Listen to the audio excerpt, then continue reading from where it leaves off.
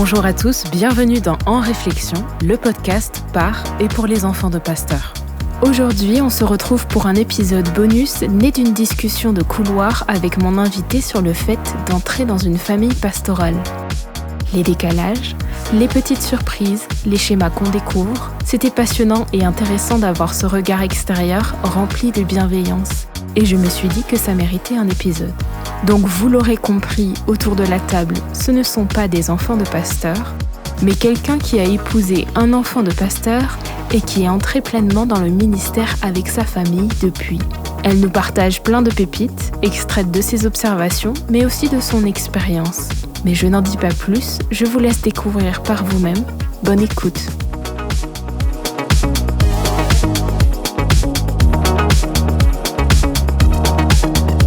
Bonjour à tous et bienvenue dans ce dernier épisode de la saison. Donc sans plus tarder, on va commencer avec mon invité que j'accueille. Bonjour Bérangère.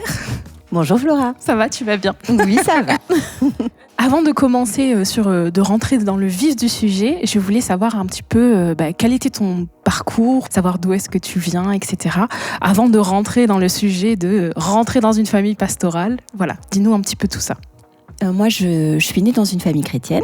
Mes parents étaient jeunes convertis quand ils m'ont eu.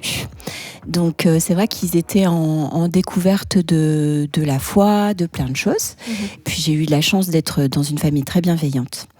Et vraiment où le sens familial était vraiment le cœur. Vraiment, être ensemble, c'était vraiment ça, les valeurs familiales. Moi, j'ai grandi dans une petite église que j'aimais beaucoup. Donc, à l'adolescence, c'était plutôt tranquille. Ensuite, j'ai fait un peu mon chemin. Disons que j'ai toujours aimé le Seigneur. J'ai fait des colonies de vacances et ça m'a vraiment ancrée en Jésus. Mais à un moment donné, à l'adolescence, j'ai dit, je vais voir un peu ce qui se passe à côté. J'ai des amis, ça, ouais.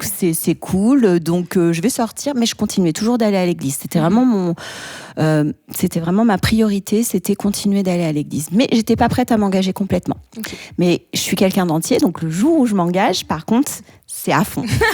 Donc, et à un moment donné, le Seigneur m'a interpellée et au travers de 2 accidents de voiture, parce que j'avais la tête un peu dure, je pense, je comprenais pas. Et du coup, j'ai eu 2 accidents de voiture très graves, de coup sur coup, à 2 mois d'intervalle jour pour jour. Donc vraiment, ah ouais. Voilà. Et du coup, là, au travers d'amis qui étaient dans le ministère, je suis allée les voir, on a discuté, et là, ils m'ont dit, Bérangère, je pense que tu as une décision à prendre à un moment donné. Donc, et c'est un couple qui comptait vraiment pour moi. Et là, c'est vrai que je me suis dit, je peux plus être entre 2 chaises, en fait. Il fallait que je prenne le temps de la décision. Et là, ça a été radical. J'ai vraiment pris ma décision de m'engager complètement avec le Seigneur, de le suivre. Et à partir de ce temps-là, par contre, j'étais à fond. Okay. Voilà. Juste pour rassurer les gens, est-ce que tu as des séquelles des accidents de voiture? Absolument pas, j'ai été gardée. Non, j'ai été gardée. Parce que tu as dit que c'était des accidents graves. Je pense que les gens, ils ont dû se dire mince. Non, tout va bien. Franchement, les voitures étaient mortes, mais moi, j'ai été préservée à chaque fois. Et en plus, j'avais des personnes dans ma voiture qui ont été aussi gardées. Waouh. Mais c'était surprenant, mais c'était une bonne chose puisque c'était le départ de ma vie, de ma foi. Et quand je dis j'étais à fond, après j'ai vraiment été très proche des ministères qui étaient autour de moi à ce moment-là. J'ai eu la chance d'avoir autour de moi beaucoup de couples pastoraux avec qui on s'entendait bien. Ma famille s'entendait bien avec des enfants du même âge que moi.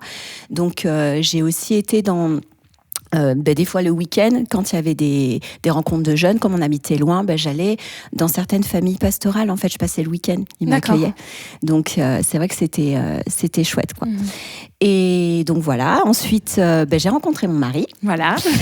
Et là, on a été mis en responsabilité du groupe de jeunes de notre église. Alors, juste, je précise, ton mari qui est lui-même enfant de pasteur. Tout à fait. Voilà. Pour la précision, pour le lien de tout notre épisode. C'est vrai. Tout à fait. Donc on s'est mariés, on a servi, on a eu des enfants, mais tout en continuant à servir en tant que responsable de jeunes. Puis après, ensuite, on a été amenés à prendre la responsabilité d'une structure en fait chrétienne. Donc ça, c'était à temps plein du coup. C'était à temps plein, voilà. Oui. Donc on a fait à peu près 10 ans en tant que responsable de jeunes dans notre église. Puis ensuite... Mais avec un travail à côté. Un travail à côté, bien sûr. Ouais. Ah oui, on avait notre travail, puis les enfants qui sont venus. Et puis à un moment donné... le Seigneur nous a envoyés pour le servir. Donc là, rentrer à temps plein dans le ministère. Dans le ministère. Pas en tant que pasteur. Non, pas du tout. Mais là, c'était prendre soin d'une structure, à tout son fonctionnement, etc. Oui. Avec vous qui étiez sur place, vous viviez sur place avec les enfants, etc. Et vous étiez engagés tous les jours, quoi. Oui, voilà, avec de l'accueil du public, etc. Oui, tout à fait. Juste pour que ce soit un petit peu clair pour tout le monde, donc il y a eu 2 périodes. Oui. Avant avec un travail à côté et après vraiment impliqué jusqu'à encore aujourd'hui où vous êtes d'une autre manière dans le ministère aujourd'hui. Tout à fait. Voilà, elle nous a fait le parcours complet. Non mais merci parce que je pense que ça a donné un petit peu d'éclairage à tous ceux qui nous écoutent. Mais donc moi j'aimerais revenir avant ton arrivée justement dans la famille pastorale. En fait, ce que je voulais te poser comme question, c'est quelle était ta vision en étant extérieure des familles pastorales, comme tu disais, t'allais en week-end, etc. Donc, avant toi de rentrer dans une famille pastorale, quel était ton regard sur les familles pastorales ? Alors moi, j'ai eu la chance, c'est vrai, de côtoyer. C'était vraiment des amis, en fait. La première famille pastorale qui me vient à l'esprit, c'est vraiment une famille avec qui mes parents sont amis, en fait, ont été amis, et c'était une famille, mais vraiment remplie d'amour. Je pense que ce qui les définit vraiment, c'était l'accueil et l'amour. C'est toujours le cas d'ailleurs. Et donc moi, j'avais 13 ans à peu près, et je suis rentrée vraiment dans cette famille-là, avec cette bienveillance-là. Et là, c'était vraiment beau. Et je pense ils vivaient vraiment le ministère en famille, mais avec simplicité. Vraiment, il n'y avait pas trop de protocoles, pas trop de choses comme ça. Mais en fait, ça dépend vraiment des familles. Moi, ce que j'ai pu remarquer, c'est que ça dépend vraiment des familles, de leur histoire et tout ça. Et il y a eu d'autres familles ensuite qui sont arrivées dans notre vie où c'était un peu différent. Il y avait des familles un petit peu plus, on va dire, je sais pas comment, je saurais pas comment le définir, mais dire un peu plus traditionnel, on va dire, un petit peu plus faire un peu plus attention à la manière dont étaient les enfants et tout ça, avoir une certaine posture. Donc dans le rapport aux autres. Dans le rapport aux autres, exactement. Aux personnes extérieures. Oui. Ou même aussi intra-famille. Non, dans la famille, c'était aussi comme ça. C'est-à-dire que je pense que c'était vraiment une posture générale. Et ils voulaient juste faire bien les choses, en fait. Et c'était vraiment toujours comme ça. C'est-à-dire que même quand ils étaient en vacances, il fallait aller à une réunion ou quoi que ce soit. Ils continuaient à vivre le ministère.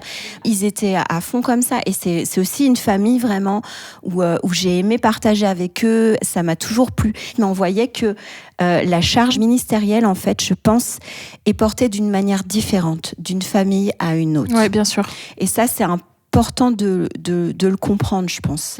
Et après, j'avais une autre famille avec qui j'étais bien, même je suis allée en vacances avec eux. Et c'était un peu plus entre les deux, c'est-à-dire qu'on voyait que quand ils étaient à l'église, c'est vrai que voilà, la charge, le fait de devoir avoir cette exemplarité qui est vraiment représentée. Donc dans l'église, c'était comme ça. Puis ils étaient un peu plus détendus quand ils étaient en vacances, par contre. Voilà, ils arrivaient à avoir ce côté-là. Donc c'est vrai que j'ai côtoyé tout type de famille, mais c'est vrai que ce qui peut être inhérent à tous, c'est que à un moment donné, ils sont en avant, ils sont mis en avant. Donc c'est vrai qu'il faut faire attention aussi à ce que l'on peut dire ou faire parfois. Parce qu'on peut pas être une occasion de chute aussi. Ouais, en fait, toute cette entre guillemets comment t'appelles ça ? Je veux pas utiliser le mot pression, mais toute cette demande qui est là de montrer entre guillemets la bonne voie ou le bon exemple va parfois jusque dans la vie perso. Oui. Et donc déborde de simplement le rôle du père pasteur. Là, ça, tu l'as vu toi en tout cas sur toute la famille, les enfants aussi, etc. Ouais, mais c'est vraiment, c'est vrai que c'était très différent d'une famille à une autre, mais c'est vrai, il y a certaines familles où le rôle pastoral, il est même dans la famille en fait. Alors je dis pas qu'il devrait pas l'être, parce que c'est vrai que c'est l'homme est le chef de son foyer, mais c'est vrai que des fois, peut-être que ça pouvait être un petit peu dur, donc un peu difficile aussi pour les enfants. Ce rôle de justement, qui est moins divisé de père-pasteur, en fait. Ouais. Où on voit moins la différence entre le pasteur que le père. Ouais. Il n'y a pas une séparation franche. Oui. Pour ça, pour les enfants en tout cas. Et puis je pense que c'était une époque, moi ça date un petit peu maintenant aussi, et c'était vraiment une époque. Je pense que maintenant, les pasteurs en sont beaucoup plus conscients. Et du coup, ils sont papas avec leur famille, tout en restant évidemment le chef spirituel du foyer. Et à une période, je crois que c'était pas aussi clair dans la tête de certains pasteurs, en fait, bien sûr. tout simplement. Oui, bien sûr. Je pense qu'aujourd'hui, on a une ouverture sur plein de sujets qui n'était pas du tout le cas à l'époque, en fait. Oui, tout à fait. Ouais. Est-ce qu'il y a des choses, quand tu es rentrée dans le mariage, que tu as vu avec plus de précision sur le fonctionnement d'une famille pastorale ? Le fait de vivre à l'intérieur, du coup, ça t'a permis de voir, de manière générale, dans les familles pastorales, certains fonctionnements avec plus de précision. Alors, certains modes... Non, mais le fait d'être en vue, ça, c'est vrai que c'est vraiment pas facile. Moi, je sais que dans ma famille à moi, on est très... on se parle de tout, de rien, facilement, de plein de sujets. On va pas attendre tout de suite pour faire certaines annonces, par exemple, parce que, voilà, c'était comme ça. Et c'est vrai que même moi, même nous maintenant, j'ai peut-être changé un peu mon mode de fonctionnement par rapport à ça. C'est-à-dire que j'ai compris aussi que il y a certaines annonces ou officialisation de certaines choses qui devaient se faire d'une certaine manière. Parce que quand tu as toute une congrégation autour qui regarde la famille pastorale, c'est vrai que, par exemple, quand on rentre avant les fiançailles, quand on se fréquente, moi, j'en prenais pas la mesure quand je suis rentrée. Mais ça peut être compliqué pour la famille par rapport au regard des autres, par exemple. En fait, je pense qu'il y a eu ce regard d'un coup sur le poids du regard des autres. Oui, voilà. Et donc, du coup, toutes les considérations qu'il y a à prendre quand tu fais une annonce, quand tu parles de quelque chose, comment tu te comportes, qui, je pense, peut-être était moins visible à tes yeux avant. Ah oui, c'est sûr, mais complètement, parce que moi, nous, on avait une liberté. Si j'avais envie de, je sais pas moi, de dire ah ben voilà, on a prévu un projet pour faire ça, nanana, et puis que c'était pas encore clair dans ma tête, je le partageais à ma famille. Ah oui, c'est voilà. Et en fait, directement, mais peut-être que ça allait se faire, peut-être que ça allait pas se faire.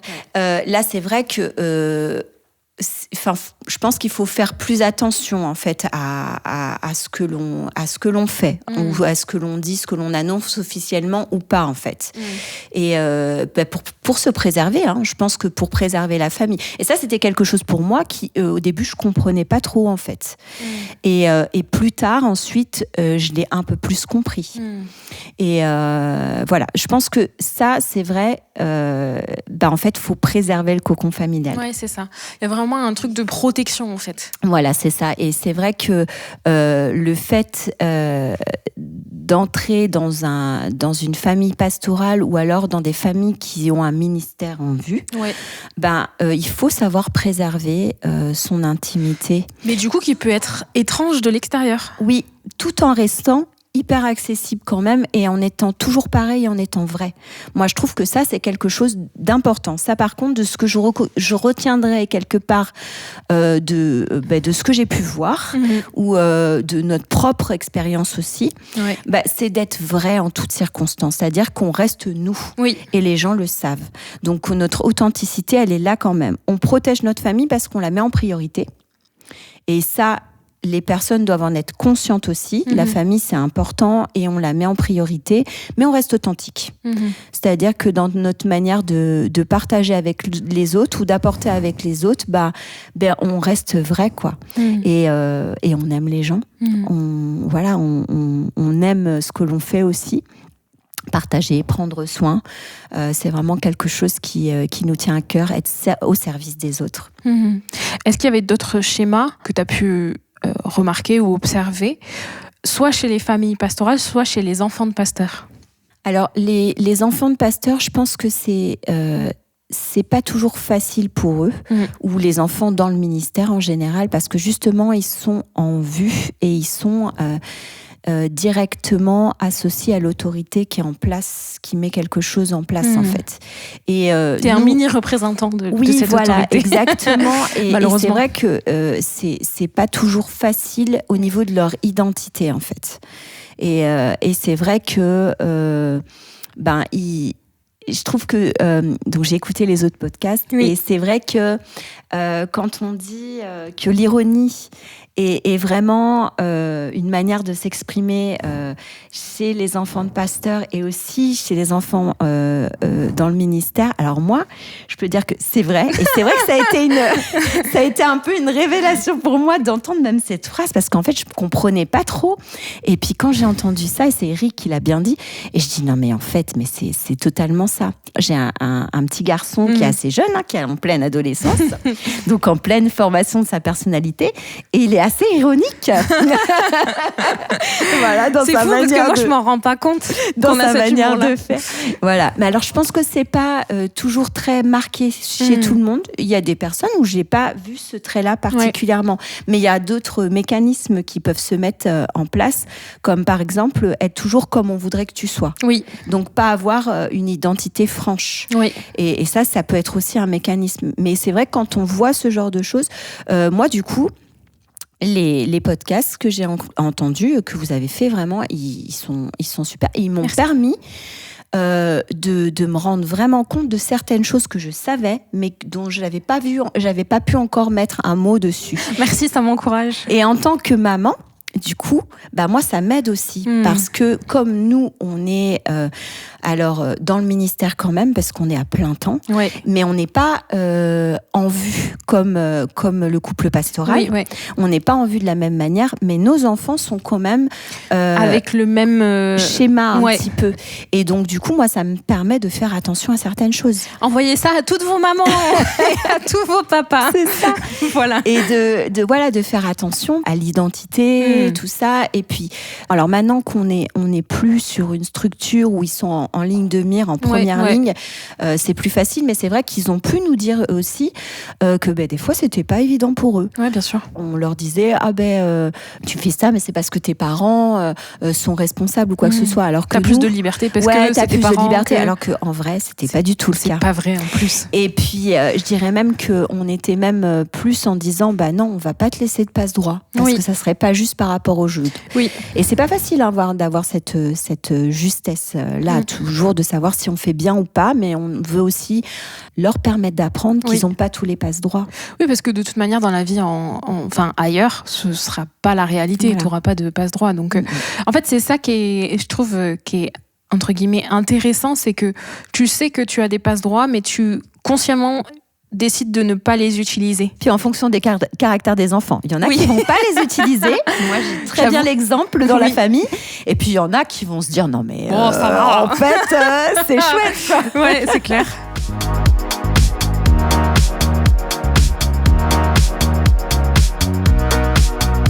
Est-ce qu'une fois étant mariée, intégrée dans la famille, etc., même dans ton couple, sans rentrer trop dans les détails, mais est-ce que il y a des clés que tu as pu apporter avec les années, ou des choses où tu as pu faire une différence dans certains fonctionnements que tu voyais qui étaient peut-être un peu compliqués ou vraiment, je sais pas comment dire ça, mais je sais pas si tu comprends ma pensée. Oui, je comprends ce que tu veux dire, Flora. Je pense que oui, mais en fait pour moi le plus important, et ça c'est ce que je dis à chaque fois, c'est que quand tu te maries en fait, tu viens de deux entités différentes. Alors c'est vrai que c'était très différent. Du coup, moi famille chrétienne, et puis ensuite mon mari du coup d'une famille pastorale, on n'avait pas tout à fait les mêmes choses, et je pense que moi j'étais un peu plus libre dans ma manière d'être et de faire, mais ce qui était important pour moi, c'est qu'on puisse vraiment et Et là, j'ai vraiment demandé au Seigneur de nous aider à pouvoir faire quelque chose qui nous paraissait juste, le plus équilibré possible. Donc c'est vrai qu'il y avait peut-être certains modes de fonctionnement un peu plus rigides du côté de mon mari, et sur certaines valeurs qu'on lui avait inculquées et qui étaient justes. Je pense qu'étaient vraiment ses parents s'étaient dit non, ça c'est pas bon, donc tu feras pas ça, tu feras pas ça, tu feras pas ça, quoi. Avec droiture. Et là, moi j'ai dit regarde, ça c'est peut-être pas si important que ça. À un moment donné, on veut que nos enfants soient bien, et ça, c'est peut-être pas si important que ça. Ou alors de le faire avec une plus grande souplesse, tout en restant dans la droiture, en fait. Tout à fait. Par exemple, c'est tout bête, c'est sur le maquillage. On a des filles, tu vois. Et c'est vrai que cette conversation arrive toujours quand on a des filles. C'est vrai, mais et mon mari me disait mais non, même je me souviens, il disait mais je supporte pas moi les filles maquillées et tout ça. Je trouve que c'est pas top, c'est trop et tout ça.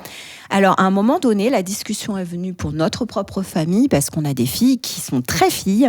Et en plus, moi, il faut savoir que je viens d'une famille où il y a beaucoup de coiffeuses, esthéticiennes dans la famille. Donc, tu vois, voilà. Alors, moi, c'est pas du tout mon rayon à moi, mais en tous les cas, on a cette famille-là. Alors, c'était vraiment très opposé. Oui. Tu te rends compte d'une famille où il y a beaucoup de personnes qui sont au service de l'autre dans ce domaine-là.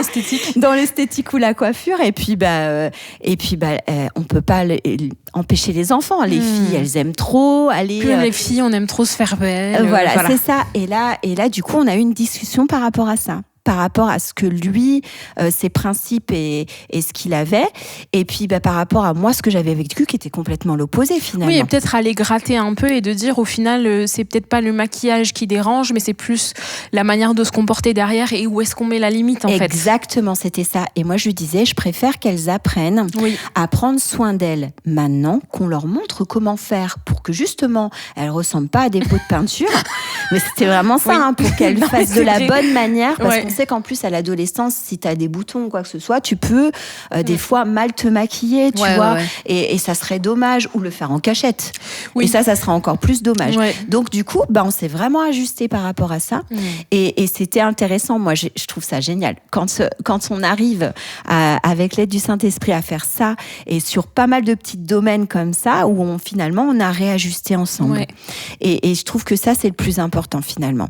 Et même par rapport au service, alors, dans votre manière de fonctionner par rapport au service, parce que après vous êtes rentrés dans le ministère, tous les deux, donc à temps plein, etc. Est-ce que du coup vous avez dû revoir aussi, parce que lui venait d'une famille où ils ont servi pareil à temps plein depuis son enfance, etc. Est-ce que du coup vous avez dû aussi vous ajuster sur la manière de faire le ministère ensemble, ou même de manière pratique les choses? Oui, évidemment, on s'est réajusté sur le temps passé, on va dire aussi, puisqu'on était à temps plein sur une structure, c'est très chronophage, vraiment énormément. Donc là, c'était important. Et ça, peut-être que c'est moi qui l'ai un petit peu plus fait en disant non. Alors, on a notre maison à nous. Elle n'était pas très grande, cette maison, vraiment. Mais je tenais absolument à ce que ce soit notre foyer.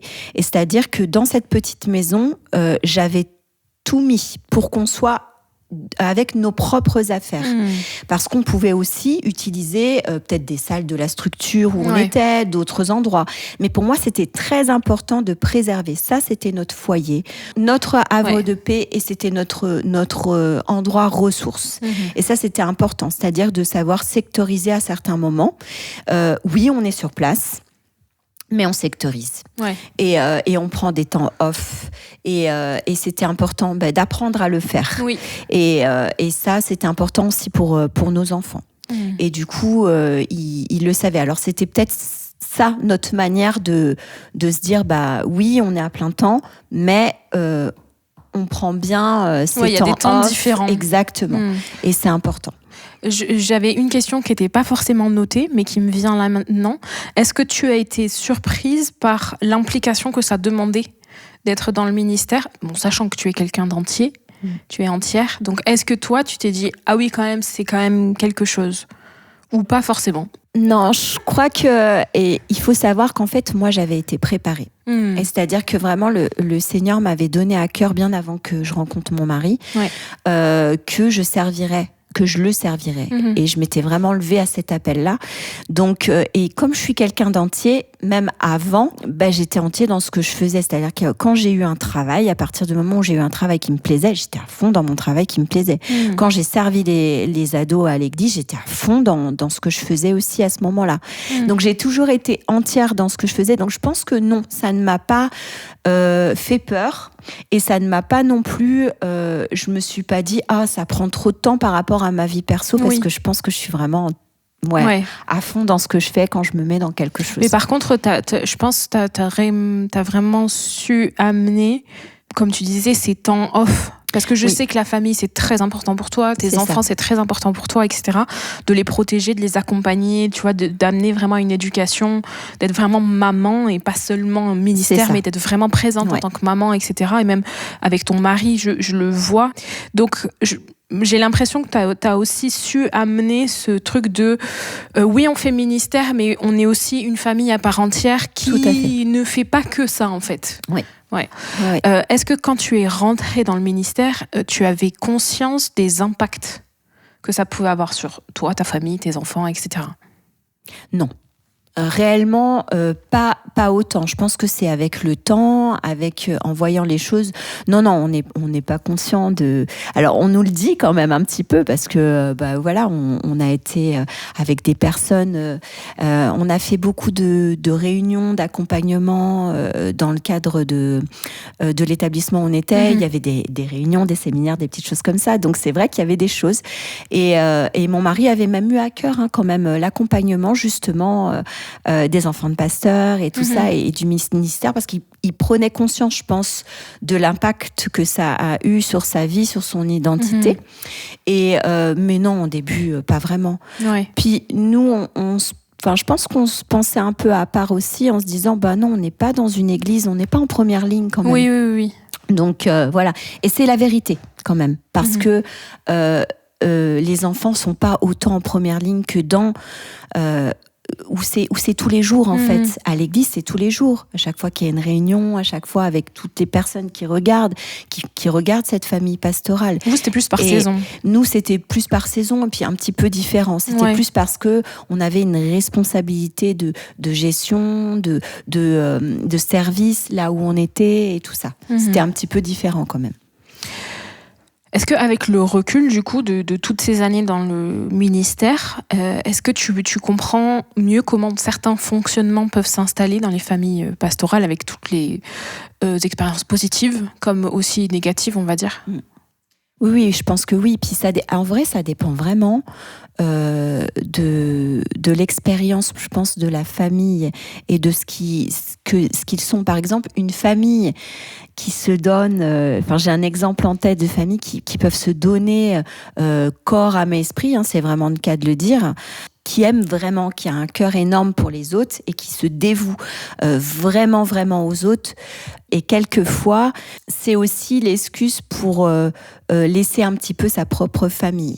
Et ça, c'est vrai que moi, ça m'attriste parce que c'est vraiment pas mon cœur. Mais quand tu les vois fonctionner, c'est vrai que c'est des personnes qui aiment les gens profondément, qui sont là pour eux profondément. Et quand les enfants sont sûrs qu'ils ont une place bien particulière, je pense qu'ils arrivent à trouver un équilibre aussi, mais finalement, c'est à chaque famille d'arriver à trouver son juste équilibre dans ce qu'il veut transmettre et dans ce qu'il veut être vraiment.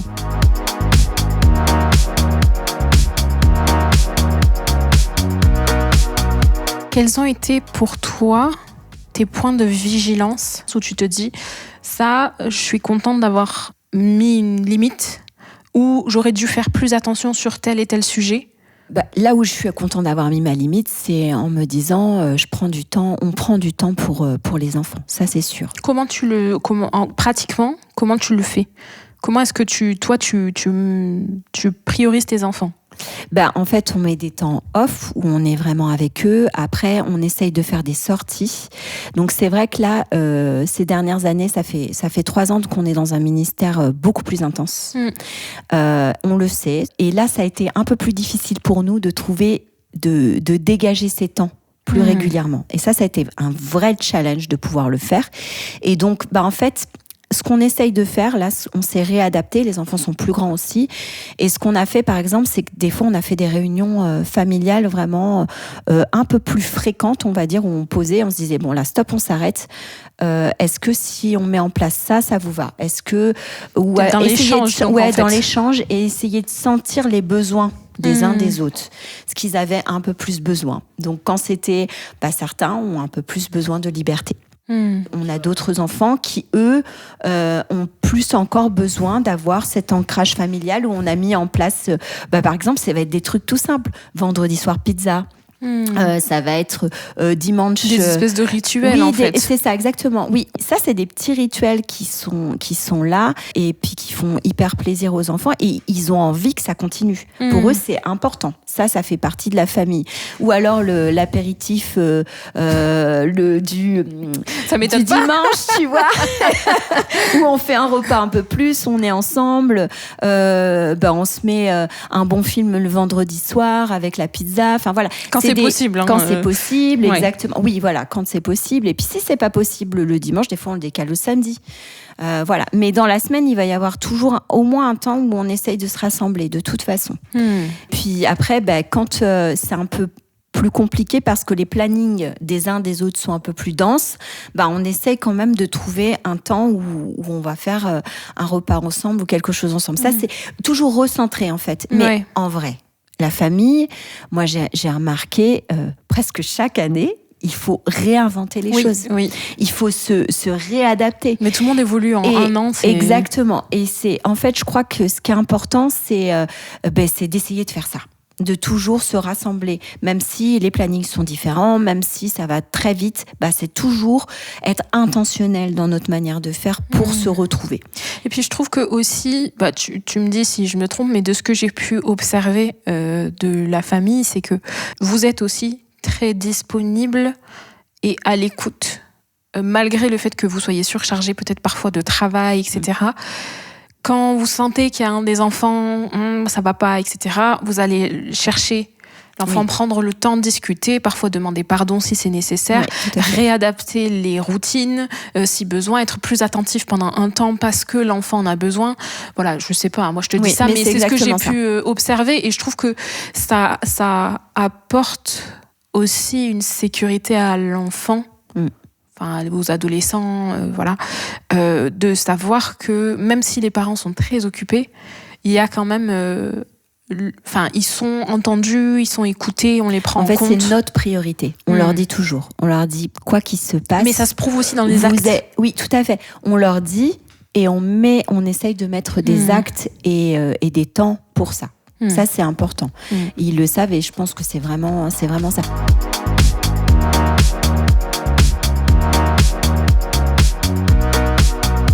Sur un dernier point de vigilance, c'est aussi, je pense que parfois, on n'a pas toujours vu ce que vivaient les enfants. Quand on était en responsabilité, je sais que ça ressort parfois. Ce qui est bien, c'est de discuter avec eux, mais ils vont pas le dire tout de suite, en fait. Quand ils sont plus jeunes, ils ont du mal. Ils prennent sur eux, ils ont du mal. Nous, on le voit pas toujours. Mais parce que souvent, alors non seulement on a du mal parfois à s'exprimer en tant qu'enfant, n'importe quel enfant, mais d'autant plus quand tu es un enfant dans le ministère, tu sais que tu passes parfois après les autres. Donc, on prend sur nous d'autant plus. Ils prennent sur eux, ils pâlissent à certaines choses. Mais c'est vrai d'être attentif à est-ce que là, tu t'es bien senti parce que nous, on était à être dans des événements, beaucoup d'événements. Ils ont fait des camps, des colos, des choses comme ça. Et en fait, peut-être que le point de vigilance, c'est de se dire, tu nous suis forcément. Okay. Oui, voilà. Est-ce que tu en as vraiment envie ? Et puis quand c'est un peu dur, de se dire, comment tu t'es sentie en fait à ce moment-là ? Oui, papa, maman, j'ai vécu des choses un peu difficiles à ce moment-là. Mais en fait, ça sort pas tout de suite. Ouais. Heureusement, c'est toujours le positif qui sort, mais il y a des fois où quand on discute, il dit, là en fait, ça a été dur sur ça. Les enfants avec nous, ils étaient pas très cool par rapport à ça. Et là, des fois, je me suis dit, ah mince, là, on a peut-être raté un peu. On était dans le feu de l'action, on en a sorti le positif. Et oui, heureusement, le Seigneur, il sort le positif des choses. Il prend toujours soin. Et puis, heureusement, les camps et tout ça, moi, je voulais pas que ça soit quelque chose de lourd pour eux, quoi. Je voulais qu'ils prennent plaisir, et je pense que ça a été le cas, et que ça a été toujours des points positifs quand même. Mais il y a eu des moments où ça a été aussi difficile pour eux, en fait. Ouais. Et ça, je l'ai compris après, au travers de discussions, mais peut-être des fois, plusieurs années après. Et je pensais pas que ça avait été aussi difficile pour eux. Comment tu réagis du coup en tant que maman ? En fait, j'entends ce qu'ils disent, et puis quand c'est aux plus jeunes de passer par là, parce qu'en fait, des fois, c'est les plus âgés qui ont essuyé un peu les plates. Ouais. Et quand c'est les plus jeunes qui passent par là, en fait, de dire, d'essayer d'être attentif, un peu plus à l'écoute. Parce que aussi, quand on est dans le feu de l'action, ou nous, on est en action à fond dans notre travail, alors on entend un petit peu, mais on se dit, allez, ça va aller, mon chéri. Puis il y a un côté de, il n'y a pas le choix, quoi. Exactement. Là, de se dire, ok, alors j'entends, et je suis d'accord avec toi, qu'est-ce qu'on peut faire là pour que ça se passe mieux pour toi ? Ou alors des fois, malheureusement, on n'a pas le choix. Ouais. Là, mon chéri, j'entends ce que tu vis, mais tu verbalises un peu plus, en fait. Tu passes pas un mouchoir dessus en disant ça va aller. Je pense que déjà, ne serait-ce que le fait de verbaliser, ça voilà, aide. C'est ça. Et malheureusement, on peut rien faire, et c'est la vérité des fois. Bien sûr. On peut pas changer les choses, mais par contre, on t'a entendu, et comment on peut améliorer un peu la chose quand même, on fait. Si on peut améliorer, on fait quoi. Ouais, mais c'est bien parce que ça me rappelle des souvenirs ou des témoignages que je connais. C'est vrai que quand t'es enfant de pasteur, t'es amené partout. Ouais. Quand t'es petit, t'as pas le choix. Enfin, je veux dire, tes parents, s'ils ont pas un cercle de personnes proches, familiales, qui peuvent garder les enfants ou quoi que ce soit, t'as pas le choix, tu suis, tu vois. Mais c'est vrai que quand tu deviens un peu plus grand, un peu plus autonome, parfois c'est lourd. Et je sais que certains enfants de pasteurs ou de personnes dans le ministère ont été dégoûtés de la foi, du fait d'avoir été traînés partout, parce que, en fait, ils l'ont mal vécu, et ils ont pas été entendus sur le fait que là, j'en ai marre et j'ai besoin de prendre une pause sur ça. Et donc, je pense que parfois, il faut trouver une autre solution pour que, s'il en peut plus, etc., et que c'est trop lourd pour l'enfant, faut trouver une solution pour qu'il prenne un temps de recul par rapport à ça. Voilà, même si c'est peut-être compliqué à faire, ça, j'en doute pas. Mais après, je sais que d'autres témoignages, c'était ce truc-là, cette réunion-là, ou cet événement-là, ou ce projet qu'on fait en famille, etc. Au bout d'un moment, c'est trop lourd pour moi. Au bout d'un moment, je sature.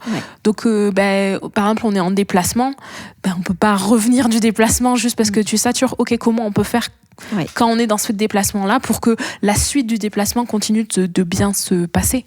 Pour tout le monde. Pour tout le monde. Et c'est vrai ce que tu dis, Flora, et là, quand tu le dis, moi, j'ai quelque chose qui me vient en tête par rapport aux enfants de pasteurs qui ont vécu un peu ce traumatisme-là. Oui, bien sûr.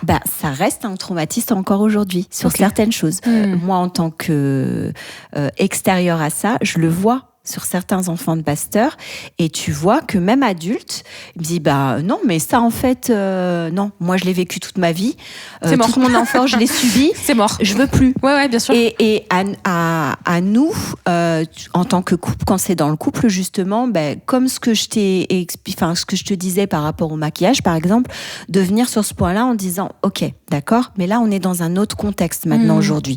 Si on avait à revivre ce genre de réunion-là, est-ce que ça serait toujours un traumatisme pour toi, ou est-ce que tu es capable de passer dessus là maintenant parce que tu vas guérir de quelque chose, et puis on y va, mais dans un autre contexte parce qu'on a choisi d'y aller en fait. C'est ça, exactement. Mais c'est vrai, c'est des points de traumatisme que moi je vois aujourd'hui, et je me dis on veut être vigilant par rapport à nos enfants, par rapport à ça, que ce soit pas des points de traumatisme, bien sûr, qu'on n'en fasse pas des points de traumatisme. Ça c'est vraiment important. Ce que je voulais dire tout à l'heure, c'est que la prière que l'on fait aussi avant d'aller sur des choix particuliers qui auront un impact sur nos enfants, ou quand on doit changer de saison, parce que nous, ça nous arrive régulièrement. Après, ça, c'est les familles dans le ministère ou pastoral. Bon, il y en a, ils ont connu beaucoup de changements d'église, etc. Donc, voilà. Nous, c'est pas forcément les changements d'église, mais c'est changements de saison, parce que le Seigneur nous amène des fois à rentrer dans une saison où il nous veut en action dans différents domaines. Et quand c'est le temps du changement de saison, on prie. C'est vraiment notre prière de dire que nos choix, qu'en fait, les enfants les subissent pas, mais que vraiment, ils rentrent pleinement dans cette nouvelle saison avec nous, quoi. À partir du moment où s'ils le subissent, c'est que finalement, c'est pas bon. C'est pas ce que le Seigneur a prévu pour notre foyer, notre famille.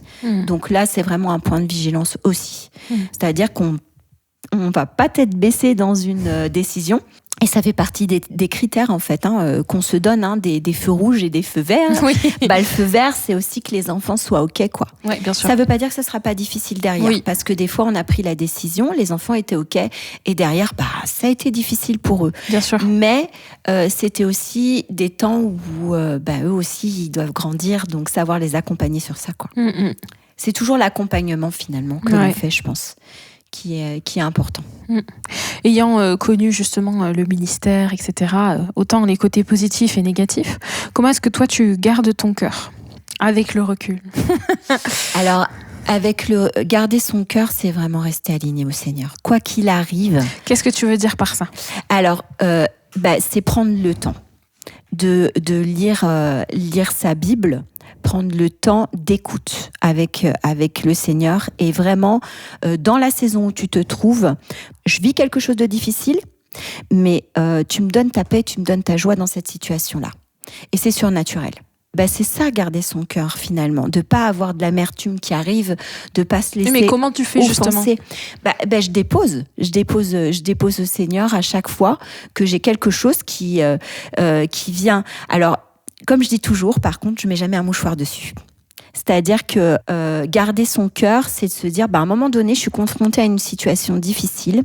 Je vais avoir de la tristesse qui vont arriver, je vais avoir de la déception, ou peut-être un sentiment de trahison, ou autre, d'offense qui seront forts et qui seront là. Oui, bien sûr. Je les accueille. Je mets pas un mouchoir dessus. Je me dis, alors là, stop, Bérengère, ok. Laisse passer ta journée. Je vais dans la forêt, je prends un temps, mais je laisse surtout pas s'installer ça. Mais à la fois, je mets pas un mouchoir dessus en disant si ça ira, je suis chrétienne, ça va bien se passer. Amen, alléluia. Non, c'est vraiment pas ça. C'est pas dire oui à tout, et c'est pas être d'accord avec tout. C'est pas ça du tout.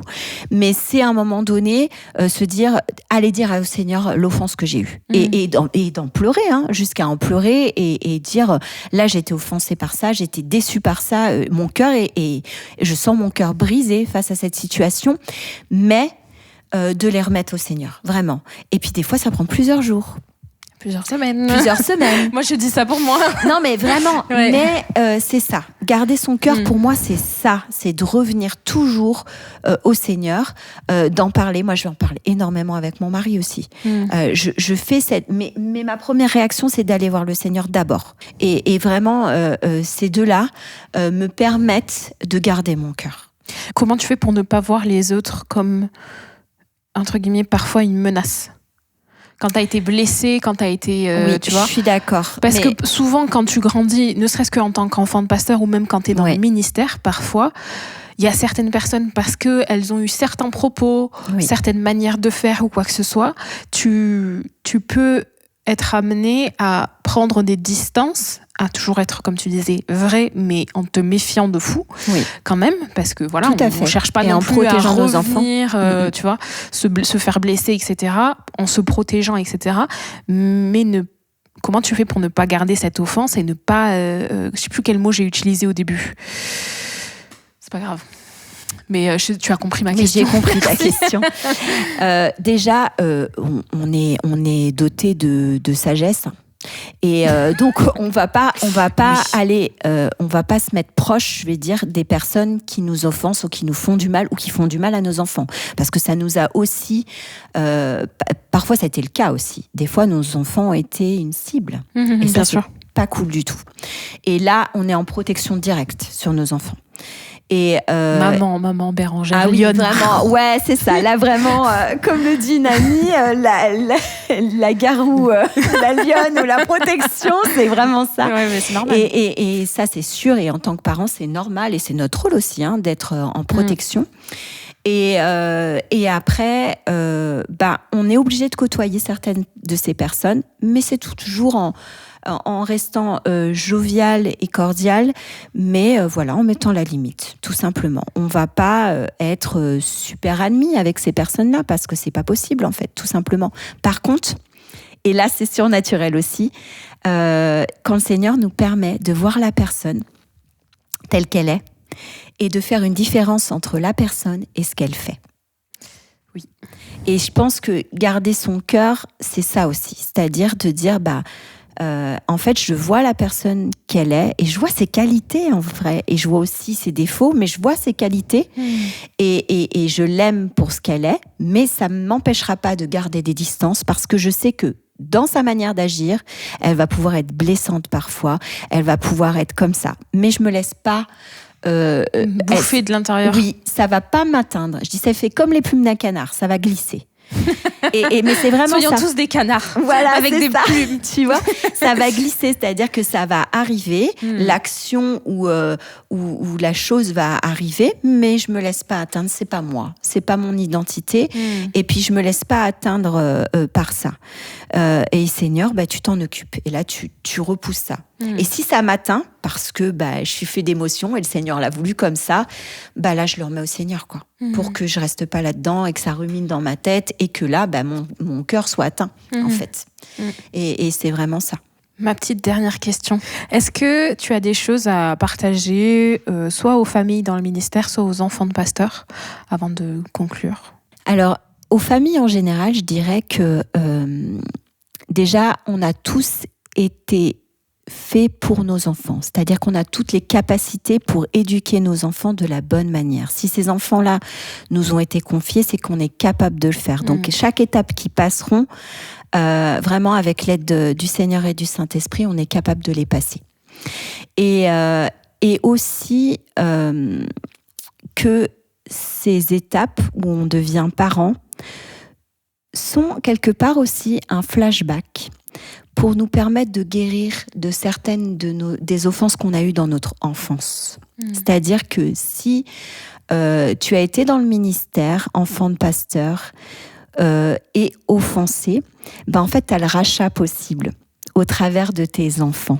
C'est-à-dire que si l'étape de ton enfant te fait penser à une blessure du passé, tu peux avoir ce rachat et faire différemment avec ton propre enfant, et en plus donc avoir le pardon s'il y a besoin de pardon à ce moment-là, et en plus te laisser guérir par le Saint-Esprit à ce moment-là. Et je trouve que l'évolution de nos enfants nous font grandir aussi en tant que parents et nous permettent de construire au fur et à mesure et de racheter les choses auxquelles les blessures qu'on a eues. Et ça, je trouve que c'est un vrai cadeau que nous fait le Seigneur en nous donnant ce privilège d'être parents. Dit-elle en souriant. Bon, merci beaucoup, Bérangère. Et j'espère que ça vous a été agréable, utile, que vous avez pu avoir des clés, des petits conseils, et puis même juste être édifié par ce qui a été partagé. Prenez bien soin de vous. On est aimé et on a de la valeur, donc vraiment soyez-en assurés, et vous avez toute votre place là où vous êtes. En tout cas, c'est sur ces derniers mots que je conclus le podcast. Prenez bien soin de vous.